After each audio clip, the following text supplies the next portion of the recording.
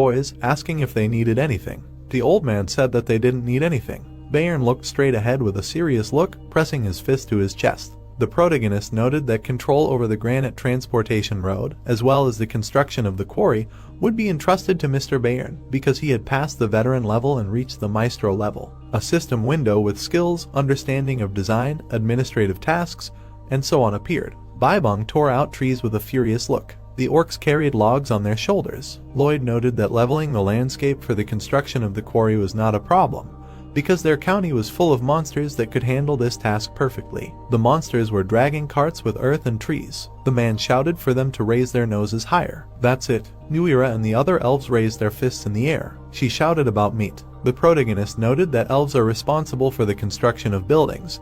They are able to repeat the same process thanks to their incredible understanding and powerful physical strength. The protagonist thoughtfully looked at the blank sheets of paper. He noted that all that was left was to deal with the sludge. The protagonist rested his face in his hand. He wondered what would motivate the workers to dig it up with shovels, adding that it was unpleasant to dig through waste and they could be poisoned by the toxic fumes, and the best solution would be to heat the sludge to the maximum level. The young master grabbed his head with his hands. He thought that maybe Xavier, he, or Belle could do it, although it was a crazy idea, wondering who knew what would be exposed there and how they would be able to do it on a daily basis. The protagonist lowered his head, wondering where he could find a slave who could control fire and work in the sewers. The young master sat motionless in one position. Then he snapped his fingers. The protagonist smiled madly, saying that he knew where to find such a slave. Black smoke was coming out of the forge. The protagonist stood in front of the master. Corgidus asked him if he wanted him to smelt armor from the resin of the Alencia tree. The master looked at the young master in bewilderment, asking why he needed it and that he was going to hunt dragons or something.